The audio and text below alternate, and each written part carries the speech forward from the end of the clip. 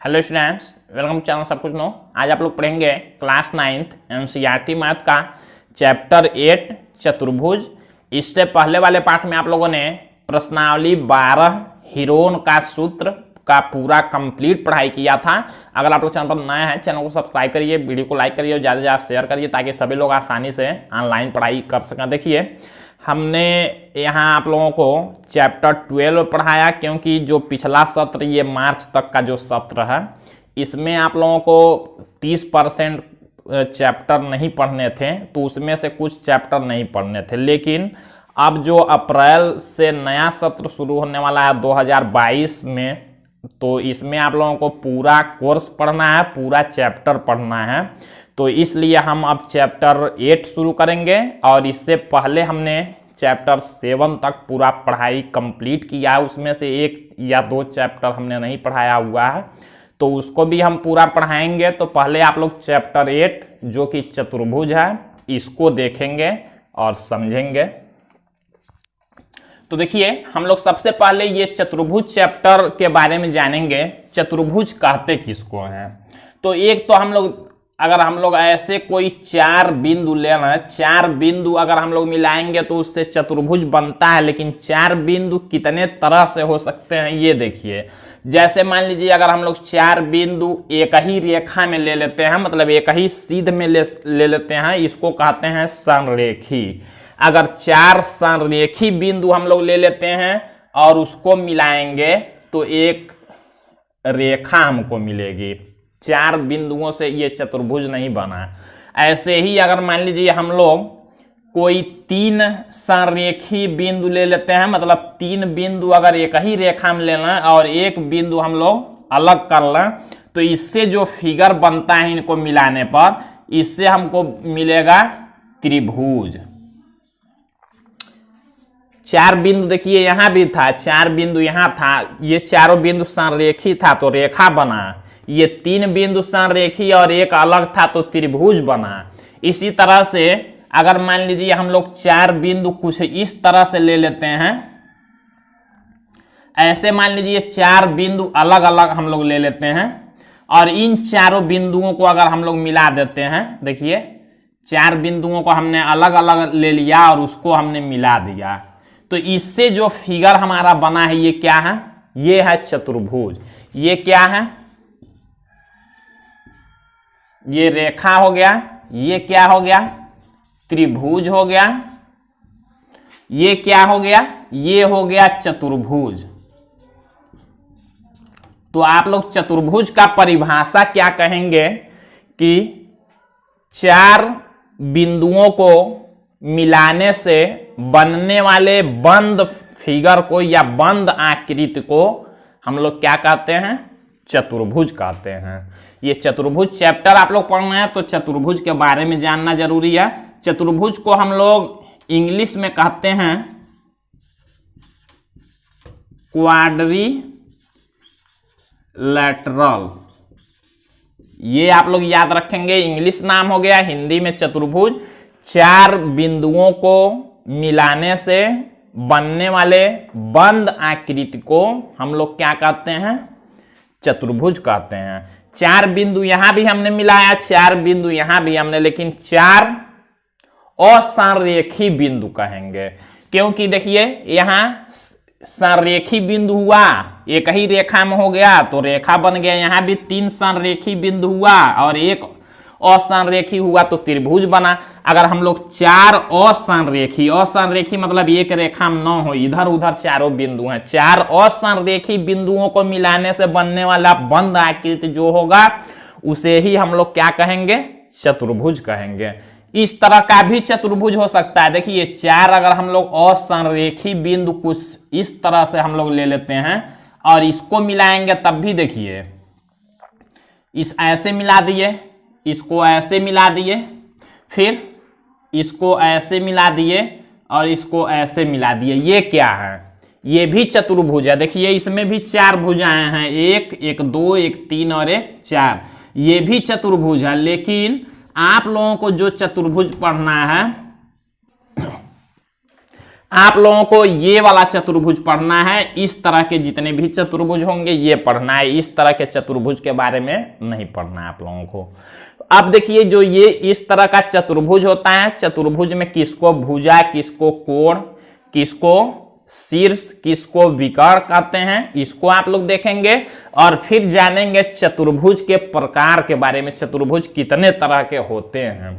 तो इसको आप लोग जल्दी से नोट करेंगे, फिर हम लोग आगे देखते हैं। तो देखिए जैसे मान लीजिए यहाँ पर कोई एक चतुर्भुज ABCD दिया गया है, तो इसमें किसको क्या कहेंगे, किसको भुजा, किसको शीर्ष, किसको विकर्ण, किसको कोण कहेंगे, ये हम लोग देखते हैं। फिर चतुर्भुज के प्रकार देखेंगे। चतुर्भुज किसको कहते हैं, देखिए जिसमें भी 4 भुजा दिखे और बंद फिगर हो, इस तरह का, इसी को हम लोग कहेंगे चतुर्भुज। अब इसको आप लोग किसी भी तरह से बना सकते हैं, ऐसे खींच सकते हैं, ऐसे खींच सकते हैं, फिर ऐसे कर सकते हैं, तो आप लोग जैसे चाहेंगे। फिर ऐसे आप लोग देखते हैं चतुर्भुज, तो जितने भी ये 4 भुजाओं से घिरी हुई बंद आकृति होगी, सबको क्या कहेंगे, चतुर्भुज कहेंगे। लेकिन सबका अलग अलग नाम होता है, जो इस तरह का रहेगा इसका अलग नाम होगा, जो इस तरह का रहेगा इसका अलग नाम होगा, जो इस तरह का रहेगा इसका अलग नाम होगा, लेकिन सबको कहेंगे चतुर्भुज ही। चतुर्भुज मतलब 4 भुजा वाला आकृति, 4 भुजा वाला बंद आकृति, तो 4 भुजा वाला सब है, तो चतुर्भुज कहेंगे तो सब आएंगे उसमें, लेकिन सबका अलग अलग नाम होगा। ये इस तरह का बना हुआ है तो इसका नाम ये हो गया। तो इस तरह का कैसे पहचानेंगे वो देखते हैं हम लोग। तो पहले देख लेते हैं शीर्ष, कोण, भुजा क्या होते हैं। तो देखिए जिन 4 रेखाखंडों से ये चतुर्भुज बना होता है उनको हम लोग कहते हैं भुजा। चतुर्भुज की भुजा किसको कहेंगे, जिन 4 रेखाखंडों से चतुर्भुज बना होगा। जैसे ये रेखाखंड का नाम क्या है, AB है, तो इसका भुजा क्या हो गया चतुर्भुज का, AB हो गया। फिर ये भुजा है BC, तो हम लोग लिख सकते हैं BC। भुजा का नाम, ये मान लीजिए A से B तक का लिखना है तो दोनों तरफ का लिखते हैं, तब ये पूरा लंबाई माना जाएगा। तो AB, BC, यहां से यहां तक का लिख सकते हैं CD, और फिर यहां से यहां तक लिख सकते हैं DA। ये आपस में उल्टा भी लिख सकते हैं, AB या BA लिखेंगे तो बात यही हुआ। इसको CB या BC, इसको DC या CD, इसको DA या AD लिख सकते हैं। तो देखिए एक चतुर्भुज में 4 भुजा हो गए। फिर हम लोग देखते हैं शीर्ष किसको कहते हैं।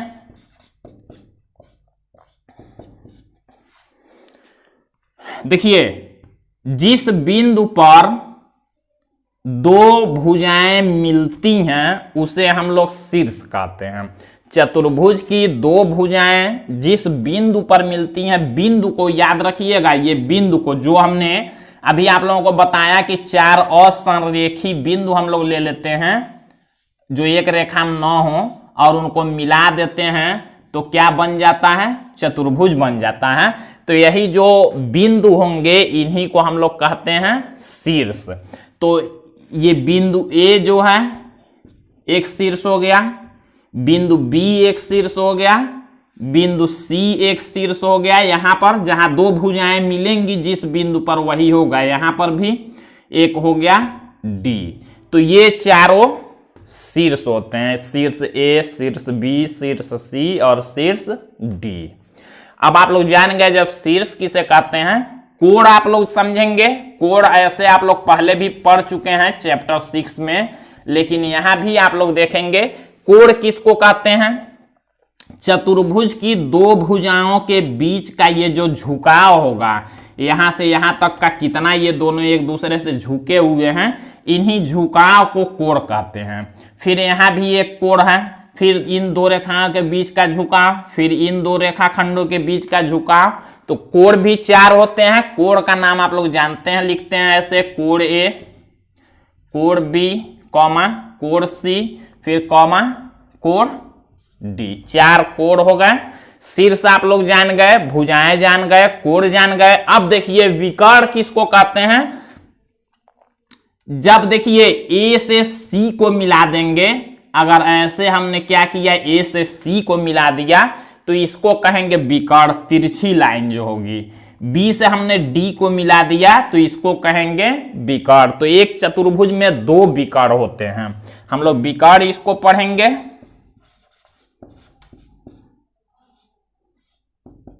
विकर्ण का नाम लिखना होगा तो विकर्ण मतलब ये रेखाखंड ही होता है। तो ए से सी तक विकर्ण है तो हम लोग लिखेंगे ए सी, बी से डी तक है तो हम लोग लिखेंगे बी डी। तो दो विकर्ण होते हैं, ए सी लिख सकते हैं या सी ए लिख सकते हैं, इसको बी डी लिख सकते हैं या डी बी लिख सकते हैं।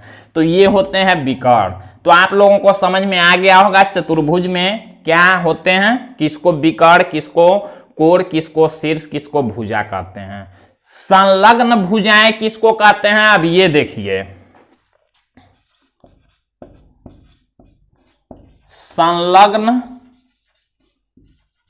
भुजाएं, संलग्न मतलब एक दूसरे से लगे हुए भुजा। जैसे मान लीजिए ये जो भुजा ए बी है, इसमें कौन कौन भुजा लगा हुआ है, तो आप लोग देख सकते हैं ये ए डी भी लगा हुआ है और बी सी भी लगा हुआ है। तो जो ए डी, जो ए बी का संलग्न भुजा हुआ कौन कौन होगा, ए डी होगा और बी सी होगा। इसी तरह से अगर BC का आपको बताना हो, इस BC का संलग्न भुजा कौन होगा, कौन सा इसमें लगा हुआ है भुजा, तो आप लोग देख रहे हैं ये DC भी लगा हुआ है और ये AB भी लगा हुआ है, तो दोनों हो गए। तो इस तरह से संलग्न भुजाएं होती हैं। तो इसको हम यहाँ लिख नहीं रहे हैं, ये आप लोग केवल समझेंगे इसको, कौन संलग्न भुजाएं होती हैं। अब आप लोग जानेंगे चतुर्भुजों का कोण योग गुणधर्म। कोण योग गुणधर्म क्या होता है, जैसे आप लोग किसी त्रिभुज में पढ़ते आए हैं कि किसी त्रिभुज में तीनों कोणों का योगफल कितना होता है, 180 अंश होता है। इसी तरह से आप लोग जानेंगे चतुर्भुज में 4 कोण होते हैं, तो चारों कोणों को जोड़ने पर कितना होता है, इसको आप लोग जल्दी से नोट करेंगे, फिर हम लोग देखते हैं। तो देखिए चतुर्भुजों का कोण योग गुणधर्म क्या होता है। जैसे मान लीजिए अगर कोई चतुर्भुज दे दिया गया हो, हम लोग यहां पर कोई चतुर्भुज बना लेते हैं, किसी भी तरह का चतुर्भुज। अब इसमें जो कोण योग गुणधर्म मतलब चारों कोणों को अगर हम लोग जोड़ेंगे चतुर्भुज के तो कितना होगा, ये आप लोग याद रखेंगे। चतुर्भुज के चारों कोणों का योगफल होता है 360 अंश, इसको आप लोग याद रखेंगे। जैसे त्रिभुज के तीनों कोणों का योगफल 180 अंश होता है, ऐसे किसी भी चतुर्भुज का कोई भी चतुर्भुज दिया होगा उसका चारों कोण जब आप लोग जोड़ेंगे तो कितना होगा, 360 अंश। इसको आप लोग याद रखेंगे। इसको हम लोग प्रूफ भी करते हैं, कैसे प्रूफ करेंगे ये देखिए। चतुर्भुज के चारों कोणों का योगफल 360 अंश ही होता है, कैसे होता है ये हम लोग प्रूफ करते हैं। तो प्रूफ करने के लिए देखिए हम लोग क्या करेंगे, इसमें हम लोग एक विकर्ण खींच लेंगे। आप लोग जानते हैं विकर्ण होता है। अब विकर्ण जब हो गया तो देखिए ये चतुर्भुज दो त्रिभुजों में बट गया है, देख सकते हैं आप लोग, त्रिभुज ABC और त्रिभुज ADC। अब देखिए जब इसमें हम लोग इस कोणों का नाम कुछ लिखना, मान लीजिए इसको कोण 1 लिखना और इसको कोण 2 लिख दें, इसको कोण 3 और इसको कोण 4। और इसको हमने नहीं लिखा क्योंकि यहाँ कोण 2 भागों में बट गया, इसलिए हमने लिखा है। यहाँ कोण बट गया था तो हमने लिखा है, ये तो कोण B और कोण D ही रहेगा। अब देखिए कोण योग गुणधर्म कैसे 360 अंश होगा ये देखते हैं। हम लोग लिख सकते हैं त्रिभुज ABC में और त्रिभुज ADC में। हम लोग लिखेंगे क्या, लिखते हैं त्रिभुज ABC में। अगर त्रिभुज ABC में हम लोग देखते हैं तो कोण 1 प्लस कोण B प्लस कोण 3, त्रिभुज के तीनों कोणों का योगफल 180 अंश होता है, आप लोग जानते हैं। तो हम लोग लिख सकते हैं त्रिभुज ABC में कोण 1 प्लस, इस त्रिभुज में देखेंगे कोण 1 प्लस कोण B प्लस कोण 3 बराबर कितना होता है, 180 अंश। आप लोग ये जानते हैं कि त्रिभुज के तीनों कोणों का योगफल 180 अंश होता है। इसको हम लोग बना लेते हैं समीकरण 1। यहां आप लोग जोड़ नहीं सकते हैं, 1 और 3 4 नहीं कर सकते हैं, ये कोण है, कोण को नहीं जोड़ पाएंगे जो बराबर नहीं होगा। अब देखिए ADC में हम लोग देख लेते हैं, हम लोग लिखेंगे त्रिभुज ADC में। ADC में जब हम लोग लिखेंगे तो 2 + D हम लोग लिखेंगे कोण 2 + कोण D प्लस कोण 4, कोण 4 बराबर कितना होगा? 180 अंश होगा, क्योंकि आप लोग त्रिभुज चैप्टर जो पढ़ चुके हैं चैप्टर 6 में, चैप्टर 7 या तो आप लोग त्रिभुज चैप्टर जो पढ़ चुके हैं उसमें आप लोग जानते हैं त्रिभुज के तीनों कोणों का योगफल 180 अंश होता है। अब देखिए हम लोग क्या करेंगे, दोनों समीकरणों को जोड़ देते हैं। हम लोग लिखेंगे समीकरण 1 व 2 को जोड़ने पर अब देखिए जब जोड़ेंगे तो कैसे जोड़ेंगे, ये बायां साइड वाला बायां साइड में जोड़ते हैं, दायां साइड वाला दायां साइड में जोड़ेंगे तो हम लोग लिखेंगे कैसे, 1 + B + 3 हम लोग लिखेंगे कोण 1 + कोण B + कोण 3, फिर ये जोड़ना है प्लस कोण 2 + कोण D + कोण 4 बराबर 180 और 180 दोनों जोड़ना है, तो 180 अंश प्लस 180 अंश। अब देखिए हम लोग देखते हैं तो 1 और +2 इसको एक पास लिख लेते हैं, 1 और 2 को हम लोग लिखेंगे कोण 1 + कोण 2 और प्लस कोण B, फिर प्लस अब देखिए 3 और 4 को हम लोग एक पास लिख लेते हैं, 3 और 4 को एक पास लिख लेते हैं, कोण 3 + कोण 4 और प्लस ये कोण D और बराबर हो जाएगा 180 180 जोड़ेंगे तो 360 अंश। अब देखिए 1 + 2 ध्यान दीजिएगा, इस कोण 1 और +2 को हम लोग क्या कहेंगे, पूरा कोण A हो जाएगा। ये वाला और ये वाला कोण जोड़ेंगे तो पूरा कोण A हो जाएगा, तो 1 और 2 को हम लोग लिख सकते हैं कोण A प्लस ये कोण B है, फिर प्लस 3 और 4 देखिए 3 और 4 को जोड़ेंगे तो पूरा कोण C हो जाएगा, तो कोण C और प्लस कोण D बराबर हो जाएगा 360 अंश। यही देखिए यही हम लोगों ने प्रूव किया कि चतुर्भुज के चारों कोणों का योगफल देखिए कितना होता है, 360 अंश। तो इस तरह से आप लोग प्रूफ कर सकते हैं चतुर्भुज के चारों कोणों का योगफल आप लोग याद रखेंगे 360 अंश होता है। अब हम लोग देखते हैं चतुर्भुजों का प्रकार, कितने तरह के चतुर्भुज होते हैं, किसको क्या कहते हैं। तो यहाँ पर आप लोग देख सकते हैं चतुर्भुजों के प्रकार में यहाँ पर हमने 6 चतुर्भुजों का फिगर बनाया हुआ है। सभी चतुर्भुज देखिए अलग अलग तरह के हैं।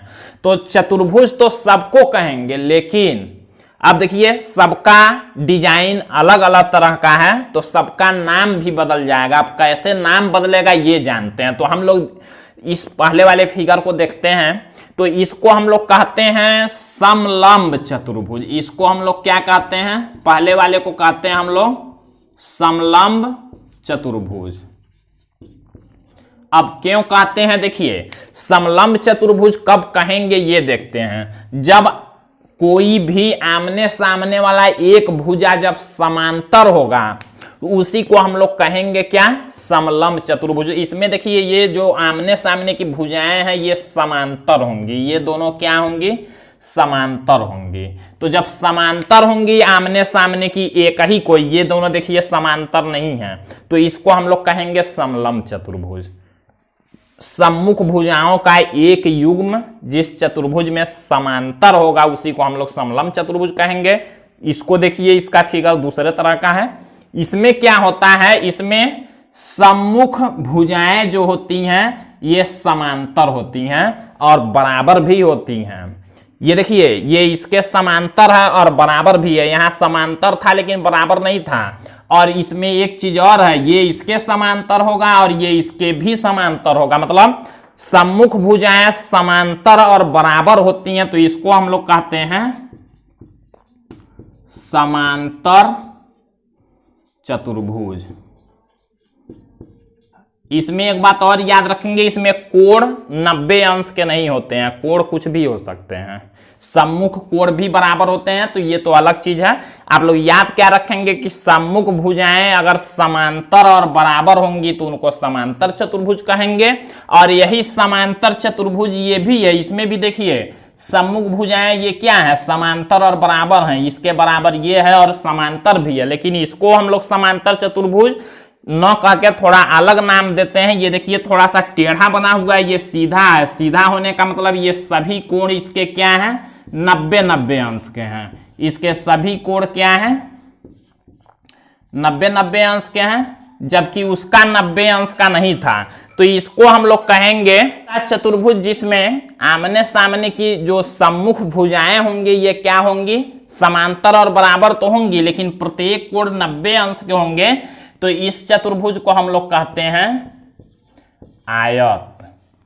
अब देखिए यहां पर देखते हैं फिगर 4, यहां पर देखिए इसमें भी आमने सामने की भुजाएं क्या हैं, समांतर हैं, लेकिन चारों भुजाएं बराबर हैं। देखिए ये चारों भुजाएं जब बराबर हो जाएंगी, इसमें क्या था, आमने सामने की समांतर और आमने सामने की बराबर थी, इसमें चारों भुजाएं बराबर हैं और आमने सामने का समांतर है। तो इसको हम लोग कहते हैं सम चतुर्भुज। सम माने होता है बराबर, सम चतुर्भुज। अब देखिए इसी सम चतुर्भुज को अगर हम लोग सीधा कर दें, जैसे ये वाला था सीधा हमने कर दिया, सीधा करने का मतलब कोण 90 अंश के हो जाएंगे, कोण सभी 90-90 अंश के हो जाएंगे सभी कोण। तो इसको हम लोग कहते हैं वर्ग। सम चतुर्भुज और वर्ग में अंतर, इसमें कोण 90 के नहीं होंगे, इसमें 90 के होंगे। आमने सामने की भुजाएं इसमें भी बराबर, चारों भुजाएं बराबर होंगी और आमने सामने की समांतर। और ये देखिए इसको हम लोग कहते हैं पतंग। ये पतंग के तरह का है, तो पतंग के तरह दिखने से नहीं मतलब है, आप लोग कैसे जानेंगे पतंग है। पतंग का रूल ये होता है, ये भी एक चतुर्भुज होता है, ये दोनों संलग्न भुजाएं आपस में बराबर होती हैं। देखिए एक एक हमने खींचा, मतलब ये दोनों आपस में बराबर हैं, और यहाँ 2-2 कर देते हैं, मतलब ये दोनों आपस में बराबर होती हैं। तो ऐसा जो चतुर्भुज होता है इसको हम लोग कहते हैं पतंग। और चतुर्भुज के सभी जो चतुर्भुज हैं, चारों कोणों का योगफल 360 अंश होता है। तो इस तरह से आप लोगों ने चतुर्भुज के प्रकार देख लिया। अब आप लोगों को ज्यादा पढ़ना है समांतर चतुर्भुज के बारे में, इसी पर आप लोग प्रमेय पढ़ेंगे, इसका गुणधर्म भी पढ़ेंगे, इसी पर ज्यादा आप लोगों को क्वेश्चन भी इस एक्सरसाइज में पूछा जाएगा। तो अगले पार्ट में समांतर चतुर्भुज पर आप लोग प्रमेय को पढ़ेंगे। आज के लिए बस इतना ही।